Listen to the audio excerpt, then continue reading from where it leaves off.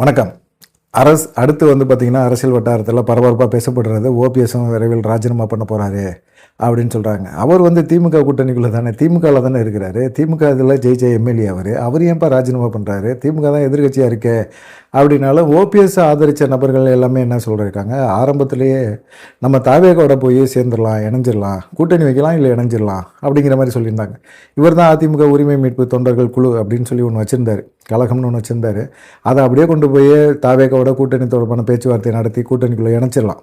ஆனால் அப்போ ஓபிஎஸோட ஆதரவாளர்கள், ஓபிஎஸோட நம்பிக்கைக்குரிய நபர்கள் எல்லாமே என்ன செஞ்சாங்க, தாவேகோட இணைஞ்சிடலாம் அப்படின்னு சொன்னாங்க. ஆனால் ஓபிஎஸை பொறுத்த வரைக்கும் கடைசி வரைக்கும் அவருக்கு நம்பிக்கையே இல்லை. தாவேகா இவ்வளோ பெரிய வெற்றியை கொடுக்கும் அப்படின்னு அவர் எதிர்பார்க்கல. ஒரு 10% ஓட்டு வாங்குவாங்க, அவ்வளோதான். மற்றபடி பெருசாக தாவேகாவுக்கு மக்கள் மத்தியில் ஒரு செல்வாக்கு இல்லை அப்படிங்கிற ஒரு எண்ணத்தில் தான் அவர் இருந்தார். ஆனால் எடப்பாடி பழனிசாமியோட பேச்சுவார்த்தை நடத்திக்கிட்டே இருந்தார். எடப்பாடி பழனிசாமி ஓபிஎஸை சேர்க்கவே முடியாது. திரும்பவும் நம்ம தான் ஆட்சியில் உட்காரோம், எந்த காரணத்தை கொண்டாந்தோம் ஓபிஎஸை கட்சிக்குள்ளே சேர்த்தோம் அப்படின்னம்னா நமக்கு எதிராக செயல்படுவார், அவர் முதலமைச்சர் பதவிக்கு போட்டி போடுவார் அப்படின்னு சொன்னார். ஆனால் ரிசல்ட்டை பார்க்கும்போது 3வது இடத்துக்கு போயிடுச்சு அதிமுக. அதான் எடப்பாடி பழனிசாமி பொறுத்து பார்த்தாரு, என்னவோ தூது விட்டு பார்த்தாரு. என்னை சாதாரண ஒரு தொண்டனாக கூட சேர்த்துக்கங்கய்யா, அதிமுகவில் நான் இருக்கிறையா, கடைசி வரைக்கும் நான் அதிமுகவில் ஒரு தொண்டனாக உறுப்பினராக இருந்துட்டு போயிடுறேன்யா அப்படிங்கிற மாதிரிலாம் பேசி பார்த்தாரு. கொஞ்சம் கூட எடப்பாடி பழனிசாமி இறங்கியே வரல.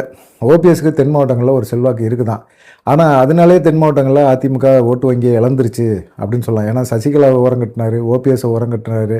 அவர் அப்படி இப்படின்னு முக்கியமான ஆட்களை வச்சு நான் செல்வாக்காக வந்துடுவேன் அப்படிங்கிற ஒரு எண்ணம் அவர்கிட்ட இருந்தது. அந்த எண்ணம் உண்மை நிலவரத்துக்கு எதிரான ஒரு எண்ணம் அது. அதை எடப்பாடி பழனிசாமி உணர்ந்துருக்கணும், ஆனால் உணரவே இல்லை. கடைசி வரைக்கும் அவர் நான் ஜெயிச்சிருவேன், திரும்ப ஆட்சியில் உட்காந்துருவேன், மக்கள் திமுக மேலே வெறுப்பில் இருக்காங்க. சரி, திமுக மேலே வெறுப்பில் இருக்கட்டும். திமுக வெறுப்பில் இருந்தால் அதிமுக ஓட்டு போடுவாங்க. இப்போ தான் நடுவில் ஒருத்தர் தமிழக வெற்றி கழகம்னு உள்ளே வந்தார்ல, விஜய் வராருல, அப்போ அவருக்கு என்ன செல்வாக்கு இருக்குன்னு ஒரு கணிப்பு கணிச்சிருக்கானாமா? அவருக்கு என்னங்க, அதிகபட்சமாக போனால் 10லேருந்து ஒரு 15% வாக்குகளை வாங்குவாரா? அது பெருசாக பாதிக்காது. அது திமுக ஓட்டை தான் பிரிக்குமே தவிர அதிமுக ஓட்டை பிரிக்காது அப்படின்னு எடப்பாடி பழனிசாமிக்கு ஒரு சர்வே அவர் வச்சுருக்க ரிப்போர்ட்டு, அவங்க கொடுக்குற இதெல்லாம் வச்சு அவர் எடப்பாடி பழனிசாமி ஒரு கெத்தாக தான் இருந்தார். இப்படியெல்லாம் நடக்கும் அப்படின்னு அவருக்கு தெரியல. அவர் என்ன செஞ்சார், ஓபிஎஸை கடைசி வரைக்கும் சேர்க்க மாட்டேன் அப்படின்னு சொன்னார். ஓபிஎஸை சேர்த்துருந்தாருன்னா தென் மாவட்டங்களில் ஓரளவுக்கு அதிமுக ஒரு செல்வாக்கை கொண்டு வந்திருக்க முடியும். அதே போல் சசிகலாவை கட்சியில் சேர்த்துருக்கணும். எல்லாம் அதுக்கு முன்னாடி இப்போ இருக்கிற அதிமுகவில் வேலுமணி அவங்கெல்லாம் இருந்தாங்கள்ல, செங்கோட்டையெல்லாம் இப்போ அதிமுகவில் இருந்தார்ல, அவரெல்லாம் பேசினார். அந்த பேச்சை கூட அவர் கேட்க மாட்டேன்ட்டார். எடப்பாடி பழனிசாமி கேட்கவே மாட்டேன்ட்டார். அவங்கெல்லாம் கட்சிக்குள்ளே வந்தால் நமக்கு பிரச்சனை அப்படின்னு தான் யோசிச்சாரே தவிர கட்சியை வளர்க்குறதுக்கான முயற்சி அவர் எடுக்கவே இல்லை. இதெல்லாம் பார்த்துட்டு தான் அவங்களாம் ரொம்ப அப்செட் ஆகிட்டாங்க. சரி, எடப்பாடி பழனிசாமி போக்கிலே விடுவோம். சரி, எடப்பாடி பழனிசாமி ஒரு நம்பிக்கை வச்சுருக்காருல, ஜெயிக்கும்னு சொல்லி. எப்படி ஜெயிக்க முடியும்? கட்சியில் வலுவான அவங்கவுங்களுக்குன்னு இருக்கிற ஆதரவாளர்களில் இல்லாமல் எப்படி எடப்பாடி பழனிசாமினாலும் ஜெயிக்க முடியும்? சரி, எடப்பாடி பழனிசாமி எம்ஜிஆரோ ஜெயலலிதாவோ போலவோ ஒரு செல்வாக்கு மிக்க ஒரு நபரும் கிடையாது. இப்போ கூட்டணி இந்த கட்சிக்குள்ளே இருக்கிறவங்க நபர்களை வச்சு தான் அவர் செல்வாக்கு அந்த கட்சியை ஆட்சியில் உட்கார வைக்க முடியும். இப்போ ஜெயலலிதா ஆட்சி அமைச்சர் கொடுத்துறதுல சசிகலா சிறைக்கு போனனால 4.5 வருஷம் ஆட்சி பண்ணார்.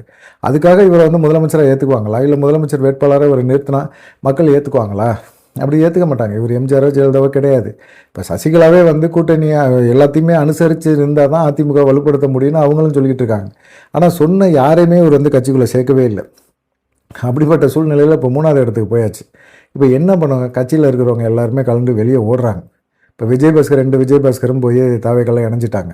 இப்போ திருச்சியை பொறுத்த வரைக்கும் பார்த்திங்கன்னா கேபிள் சீனிவாசன் இணைஞ்சிட்டாரு, வளர்மதி அவங்க இணைஞ்சிட்டாங்க. இப்போ எல்லாருமே நிறைய பேர் பார்த்திங்கன்னா கட்சியிலேருந்து கும்பலாக போய் தாவேக்கெல்லாம் இணையிறாங்க. ஏன்னா இன்னுமே அதிமுகவுக்கு எதிர்காலம் கிடையாது, அதிமுக ஆட்சி உட்கார போகிறதில்ல. இப்போ உள்ளாட்சி தேர்தல் வருது, நம்மளுடைய ஆதரவாளர்கள் அவங்களுக்கு முக்கியத்துவம் கொடுக்கணும் அப்படின்னு அவங்க எல்லாருமே போய் கட்சியில் இணையிறாங்க. இப்போ இணைகிறவங்க எல்லாமே விஜய் முன்னிலையில் தான் இணைவேன்னு சொன்னாங்க. ஆனால் கடைசி வரைக்கும் விஜய் இல்லை நம்ம இப்படி ஒரு முன்னிலையில் இணைகிறோம் அப்படின்னு சொன்னோம்னா எதிர்காலத்தில் நமக்கு பிரச்சனை ஆகும், திரும்ப வரவங்க எல்லாருமே நான் விஜய் முன்னிலையில் தான் இணைவேன் அப்படின்னு சொல்லுவாங்க. இது தேவையில்லாத ஒரு விஷயம். நீங்கள் ஆதவர்ஜுனா, புஸ்லி ஆனந்த் இவங்க முன்னிலையில் இணைஞ்சிங்க, அதுவே என் முன்னிலையில் இணைஞ்ச மாதிரி தான் அப்படிங்கிற மாதிரி விஜய் பேச்சுவார்த்தை நடத்தி ஓகே சொல்லியிருக்கிறாங்க. இவங்களும் ஓகே ஆகிட்டாங்க. சரி, இப்போ ஓபிஎஸை பொறுத்த வரைக்கும் பார்த்திங்கன்னா கடைசி வரைக்கும் அவர் தொண்டர்கள் சொன்னதை கேட்கவே இல்லை. அவர் என்ன நினச்சாரு, நம்ம அதிமுகவில் சேர்ந்துக்குவோம், திமுகவில் சேர்ந்துருவோம், திமுகவில் சேர்ந்து நம்ம ஜெயிச்சிருவோம் அப்படின்னு நினச்சார். ஒருவேளை அன்னைக்கு அவருடைய அதிமுக ஒருங்கிணைப்பு குழு அந்த ஒரு சொன்ன உறுப்பினர்கள் சொன்ன அந்த விஷயத்தை அவர் கேட்டிருந்தார் அப்படின்னா தாவேக்காவில் கூட்டணி வச்சுருந்தாருன்னா இன்றைக்கி ஓபிஎஸ் அசைக்கவே முடியாது. அதிமுக அப்படிங்கிற ஒரு இயக்கமே எடப்பாடி பழனிசாமி தலைமையிலேருந்து கலண்டு ஓபிஎஸ்கிட்ட வந்திருக்கும். ஓபிஎஸ்கிட்ட ஒரு 10-15 எம்எல்ஏக்கள் இருந்திருந்தாங்க அப்படின்னா இன்றைக்கி அவர் தான் உண்மையான அதிமுக அப்படின்னு சொல்லி வந்திருக்க வாய்ப்பு இருக்குது. உண்மையாக அதிமுகவை ரொம்ப சுலபமாக ஓபிஎஸ் கைப்பற்றிருக்கலாம். ஆனால் அவர் என்ன செஞ்சார், அன்னைக்கு ஒரு தவறான முடிவு எடுத்தார். திமுகவில் போய் சேர்ந்தார். திமுகவில் போய் இணைஞ்சார். அவர் ரவீந்திரநாத்தையும் திமுகவில் கொண்டு போய் சேர்த்தார். இப்போ 3 மாதம் ஆச்சு அவர் ஓபிஎஸ்ஸை அங்கே சேர்ந்து திமுகவில் சேர்ந்து அவர் எம்எல்ஏ, திமுக எம்எல்ஏவாக தான் இருக்கிறார். ஆனால் அவர் மாவட்ட செயலர் பதவி கேட்குறாரு, கட்சி பதவி கேட்குறாரு. இது எதையுமே திமுக கொடுக்கல. சரி, அவர் பையன் ரவீந்திரநாத்துக்கு இளைஞர் அணியில் ஏதாவது முக்கியமான பொறுப்பு கொடுத்தாங்கன்னா அதுவும் கொடுக்கல. இப்போ ரவீந்திரநாத்துக்கு ரொம்ப டென்ஷனு. இன்றைக்கி தாவேகா மிக முக்கியமான ஒரு கட்சியாக மாறிடுச்சு. அது அசைக்க முடியாத ஒரு இயக்கமாகிடுச்சு. எதிர்காலத்தில் திமுக தாவேகா அப்படிங்கிற ஒரு சூழ்நிலை தான் உருவாகும். அதிமுக 3வது இடம் 4வது இடம் இப்படின்னு மாறி மாறி போயிட்டே இருக்க வேண்டியதான். அதிமுகவுக்கு எதிர்காலமே இல்லை. ஏன்னா அதிமுகவில் இருக்கிறவங்க எல்லாருமே தாவேகா சைடு ஜம்ப் ஆகிட்டே இருக்கிறாங்க. முக்கியமான தலை அப்படின்னு சொல்லக்கூடிய நபர்கள் எல்லாமே ஜம்ப் ஆகிறாங்க. அப்படிப்பட்ட சூழ்நிலையில் நம்ம தாவேகாவுக்கு போகாம விட்டது மிகப்பெரிய ஒரு தப்பு அப்படின்னு சொல்லி இப்போ ஓபிஎஸ் பையன் எல்லாருமே வருத்தப்படுறாங்க. வருத்தப்பட்டு என்ன பண்ணுறது, காலம் கடந்து போச்சே அப்படிங்கிற மாதிரி இருக்குது. 2026 சட்டப்பேரவை தேர்தலுக்கு பிறகு பார்த்திங்கன்னா தாவேகாவோட வளர்ச்சி மிகப்பெரிய ஒரு வளர்ச்சியாக இருக்குது. இப்போ தனி மெஜாரிட்டியில் உட்காரணும். 108 தொகுதியில் தான் அவங்க ஜெயிச்சிருக்காங்க. தனி மெஜாரிட்டியில் உட்காரணும். ஆனால் கூட்டணி கட்சிகள் ஆதரவோடு இருக்குது. இப்போ தனி மெஜாரிட்டிக்கு பார்த்திங்கன்னா ஏகப்பட்ட பேர் அதிமுகவில் இருக்கிறவங்க எம்எல்ஏக்கள் அவங்க எம்எல்ஏ பதவியை ராஜினாமா பண்ணிவிட்டு தமிழக வெற்றி கழகத்தில் போய் இணைகிறாங்க அப்படின்னா அது எவ்வளோ பெரிய நம்பிக்கையை அவர் விஜய் கொடுத்துருக்கிறாரு அப்படிங்கிறது தான் யோசிக்க வேண்டியதாக இருக்குது. ஏன்னா அந்த அளவுக்கு விஜய் மக்கள் மத்தியில் மிகப்பெரிய ஒரு செல்வாக்காக இருக்கார். யாருன்னே தெரியாத நபர்கள் எல்லாமே எம்எல்ஏ ஆகிட்டாங்க. அதுதான் மிகப்பெரிய ஒரு ஆச்சரியம். இந்த தொகுதிக்கு பழக்கமே இல்லாதவங்க, பரிச்சயமே இல்லாத நபர்கள் எல்லாமே தாவேகால எம்எல்ஏ ஆகி அமைச்சராகிட்டாங்க. அந்த அளவுக்கு மக்கள் ஒருத்தருக்காக தான் ஓட்டு போட்டிருக்காங்க. எம்ஜிஆருக்கு அப்புறம், ஜெயலலிதாவுக்கு அப்புறம் விஜய்க்காக ஓட்டு போட்டிருக்காங்க மக்கள். அவங்க யாரும் வேட்பாளர் யாருமே பார்க்கல. இவர் வேட்பாளர், இவர் யார், என்ன, இவர் பின்புலம் என்ன, அதெல்லாம் பற்றிலாம் அவங்க கவலைப்பட்டதே இல்லை. விஜய் முதல்வர் ஆக்கணும், அவ்வளோதான். அந்த எண்ணத்துக்காக மட்டுமே ஓட்டு போட்டிருக்காங்க. அப்படி ஜெயித்தவங்க தான் எல்லாருமே. ஆனால் இப்போ என்னன்னு கேட்டிங்கன்னா, இப்போ ஏகப்பட்ட அதிமுகவோட முன்னாள் அமைச்சர்கள், சட்டமன்ற உறுப்பினர்கள் எல்லாமே விலகி தாவேகால இணைகிறாங்க. இப்போது நல்ல வாய்ப்பு ஓபிஎஸ் இந்த சமயத்தில் போய் அவரும் இணைஞ்சிட்டாரு அப்படின்னா அவருக்கான எதிர்கால அரசியல் அவரோட அவர் பையன் ரவீந்திரநாத்துக்கும் இருக்கும், அவர் இன்னொரு பையனுக்குமே இருக்கும் அப்படின்னு சொல்லி அவங்க எல்லாருமே பேச ஆரம்பிக்கிறாங்க. இப்போ ஓபிஎஸும் எம்எல்ஏ பதவியை ராஜினாமா பண்ணுறதுக்கு தயார் அப்படின்னு நினைக்கிறாரு.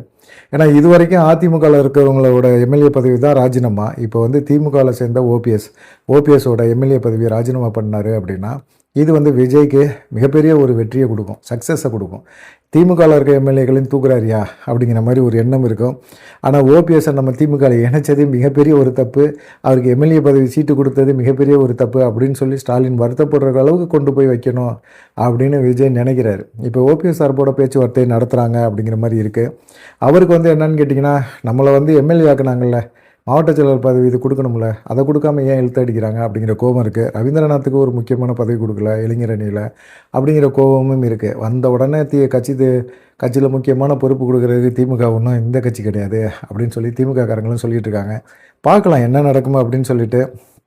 இவர் எம்எல்ஏ பதவியை ஓபிஎஸ் எம்எல்ஏ பதவியை ராஜினாமா பண்ணுவார் அப்படின்னு சொல்லி தேனி வட்டாரங்களில் பரபரப்பாக பேசப்பட்டுக்கிட்டு இருக்கு. இதை பற்றி உங்களுடைய கருத்து என்ன அப்படிங்கிறத மறக்காமல் கமெண்ட் பண்ணுங்கள். நன்றி, வணக்கம்.